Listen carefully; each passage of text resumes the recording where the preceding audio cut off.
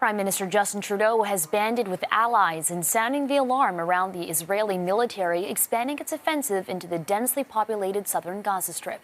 CTV's Kamil Karamali joins us live now with more on this.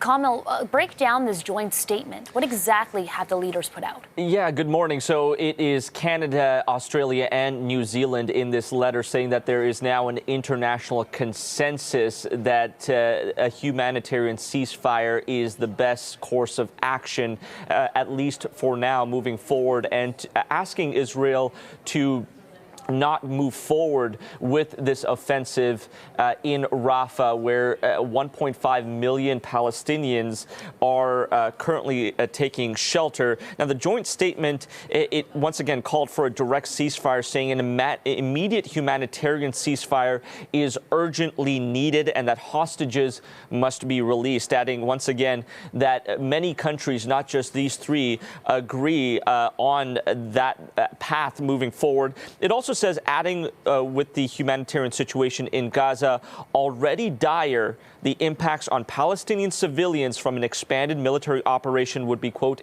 devastating. We urge the Israeli government not to go down this path. It says the countries are gravely concerned that Israel is planning this ground offensive in Rafah, also calling it catastrophic.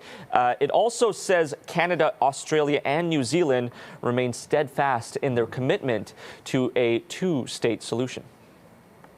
Oh, some of the latest developments in the war today, Kamil, are they pointing to any movement forward, or are things seeming to stay the same? Well, much of what was taking place in this conflict was actually taking place in northern Israel and southern Lebanon. What Lebanese officials have said is that 10 civilians have now been killed after Israeli strikes this past day, including 5 children as well. Meanwhile, Israel saying in a statement that they were targeting high Hezbollah commanders as their targets and succeeded in killing at least 2 of them, not making any mention of any civilians being killed. Meanwhile, Hezbollah in response saying Israel will, quote, pay the price as a result of these attacks. Meanwhile, moving things further south into Gaza, the latest is we've heard Israel's special forces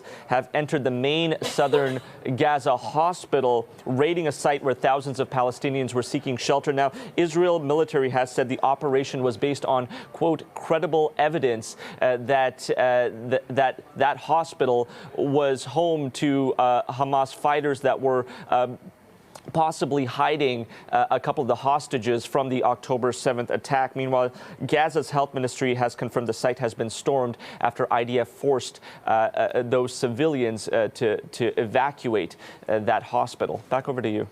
The war continues. Kamil Karamali in CTV. Thank you.